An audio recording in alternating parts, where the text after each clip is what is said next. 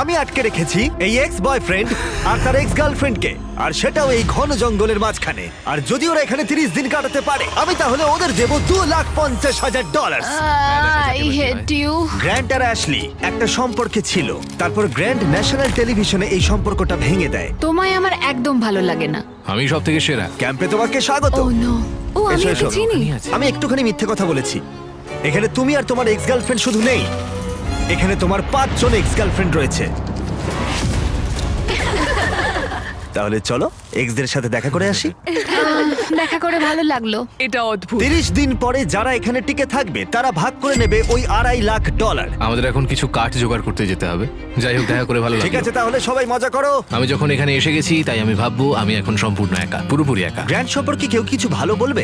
ও আমার জন্য একটা গান লিখেছিল। ও আচ্ছা। আমার জন্যও গান গেয়েছে। ও আমার জন্য একটা গান লিখেছিল, কিন্তু পরে অন্য মেয়েকে শুনিয়েছিল। আমি যথাসম্ভব চেষ্টা করবো এখানে যতটা সার্ভাইভ করা যায়। যখন ও নিজেই আগুন জ্বালাচ্ছিল তখন ওর এক্স গার্লফ্রেন্ডরা ওকে নিয়ে গুজব ছড়াচ্ছিল। সবাইকে দেখায় ও খুব ভালো, এমন করে যেন ও সবেতে পারফেক্ট। আচ্ছা, আমরা এই বিষয়ে আর কত গল্প করব? আর এই গল্প ঘন্টার পর ঘন্টা চলতে থাকে, এমনকি রাত পর্যন্ত।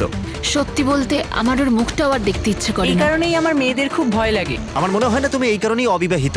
জিমি, এটা প্রতিটা ছেলের একটা দুঃস্বপ্ন। আর এই অবস্থা আরো খারাপ হলো। হাই। হাই। হ্যাঁ, তাহলে তোমরা কি করতে চাও? তোমার সাথে কিছু করতে চাই না। অ্যাশলি, আমরা এখনো কথা বলিনি। তুমি এত রেগে আছো কেন? আমি রাগ করিনি, আর এসব করে কোনো লাভ নেই। আমার সাথে আবার পরিচয় করো। আমার কোনো প্রয়োজন আর নেই। আমি এটা জানতাম না, কিন্তু এটাই হয়ে উঠলো আমার দেখা সবচেয়ে তীব্র প্রতিশোধের গল্প। আমি প্রতিশোধ নেব, আর এই টাকাটা ওর জেতার কোনো মানেই ওর হয় না। প্ল্যান হলো সব সময় আমাকে শাস্তি দেওয়া।